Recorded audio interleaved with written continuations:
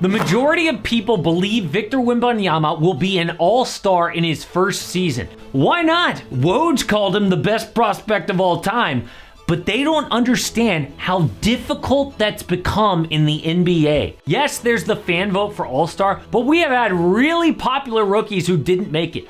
LaMelo Ball? No. Derrick Rose? No. LeBron James? No. To find the last true rookie all-star, you have to go all the way back to 2003 with Yao Ming, and he had 1.3 billion people in China behind him. Little more than France. But what about Wemby making first team All-NBA as a rookie? Why not MVP? Because it's impossible, right? But I thought Wemby was the best prospect of all time. Then why have 10 rookies made first team All-NBA and 2 won MVP of the league? Well, let's first start with All-Star. I know it sounds insane, but wait till you see the exact path to make it happen. Wemby making All-Star would be amazing, but it used to happen all the time. In fact, there have been 45 all-star rookies. Obviously, there were a ton to start because the league was so new, but over the years, it became less frequent. There was a spike there in the early 80s when Bird, Magic, and Isaiah came into the league, but then it took a huge dip. The NBA was so skilled and deep, it died out. And now we have only seen one all-star rookie in 20 seasons. That was Blake Griffin in 2011, but he technically sat out his first year with injury. The last true all-star rookie was Yao in 2003, but Yao got in with the fan vote. The last true rookie who deserved it based on his numbers was Tim Duncan 26 seasons ago. He averaged 21 points and 10 boards on a 56-win team. And crazy enough, Tim and Wemby's debut games are almost identical. But Duncan did something even more special. He was first team All-NBA as a rookie. But first, today's video is sponsored by Underdog. Huge shouts to Underdog for putting me so close to the court for Warriors against the Rockets last night. I'm having a lot of fun playing pick'em with basketball season back, and last night I actually won some money. So let's look at the old record so far. Look, the season to begin has been a little up and down, okay? Back-to-back wins here, loss, win, loss. So like I said, up and down. But I have a feeling that this streak, this win streak, is gonna continue. My 2 picks for today. First up, we're going with Michael Porter Jr. higher on his points and rebounds. Dude's been rebounding like Dennis Rodman. I figure all he needs is double-digit points. That should be easy. Next up is Jaylen Brown's points. Pretty simple here, the Wizards suck. If it's your first time playing, use promo code AMHOOPS when you sign up. It really helps the channel, and you can double your deposit up to $100. Unlike All-Star, All-NBA has no fan votes and counts the entire season. No popularity contest, a true list of the best players in the game. 98 first team All-NBA was Michael Jordan and Gary Payton at guard, Tim Duncan and Karl Malone at forward, and Shaq at center. Duncan was already among the elite of the elite. And just how rare is that? It's happened just 10 times in NBA history, but only twice since 1970. Larry Bird and Tim Duncan. That's it. So you might wonder, if Duncan was already one of the 2 best forwards in the league, how did he do for MVP? Well, that season, he placed 5th in MVP voting. But his team already had a great player in David Robinson, so any success Tim had, he had to share with David. But MVP as a rookie can be done. It has happened not once, but twice. The youngest to win was 22-year-old Derrick Rose in 2011, but D. Rose was in his 3rd season.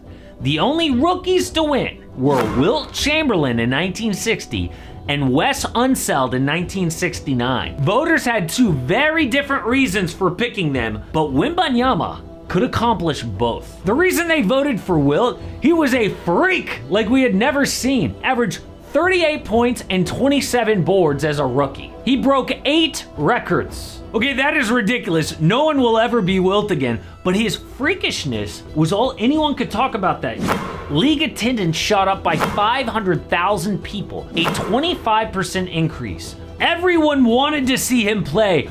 Remind you of someone? Wemby does freakish things on a nightly basis. Look at this photo of him shooting over Andrew Wiggins. How do you defend against that? And Wiggins is not a small man. he is taller than the average NBA player at 6'7". So he can shoot from anywhere, he can dunk over anyone, but his biggest impact will be on defense. Wemby is guarding Wiggins in the corner on this play. Ball comes to Klay Thompson, who has a very quick release, but Wemby blocks Klay from the free throw line. On this play, he gets beat by J-Dub, Jalen Williams, but he still recovers for the block. Look at the replay. Wemby is turned all the way around, but still recovers on the runner-up for Rookie of the Year. That does not happen. I think NBA players will have to get used to playing against Wemby. They'll think they have a good shot, but they don't. So even vets like Paul Pierce and Kevin Garnett are saying crazy things. Right now, today, Wemby is one of the top 5 skilled players in the NBA. I said it right now.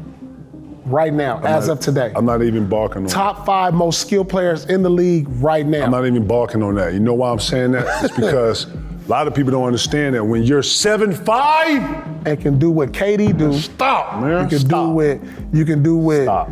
Antetokounmpo do. Stop.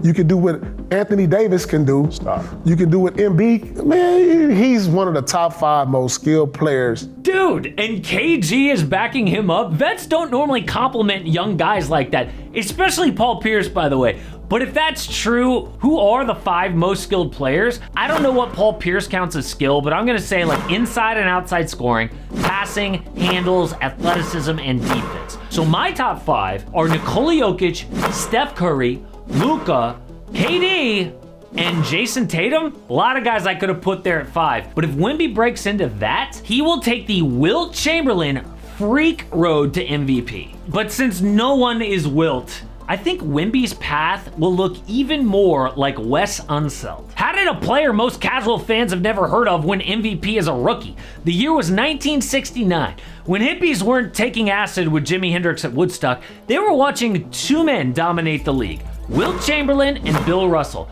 In fact, Russell and Wilt combined for 9 of the previous 13 MVPs, and Philly or Boston won 12 of 13 chips, mostly Boston.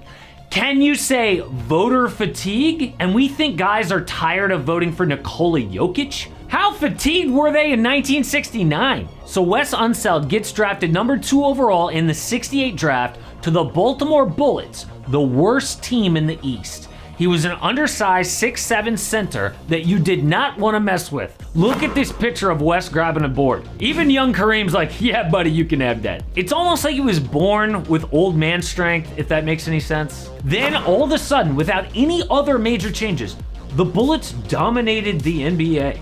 They jumped from 36 wins to 57. 6'7" Unseld grabbed 18 boards a game.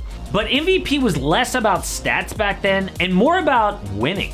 The Knicks had a guy named Willis Reed who was much better statistically, but he didn't win MVP because Unseld had the narrative. His team went from worst to first, and the rookie was the only real difference. Is narrative dead now? No, we just saw Russell Westbrook win as a 6th seed because he averaged a triple-double after KD left for the Warriors. So can Wembanyama take the Spurs from worst to like a top 6 seed? Hell no! The Spurs are near dead last in predicted wins for the entire West. But that's actually good, because it means if the Spurs are great, it'll hit even harder. They were not supposed to be here, and Wemby is the reason. People are tired of voting for Giannis or Jokic or Embiid every year. If Wemby has the Wes Unseld narrative plus the Wilt Chamberlain freak plays, there is a road for not just All-Star, but MVP as a rookie.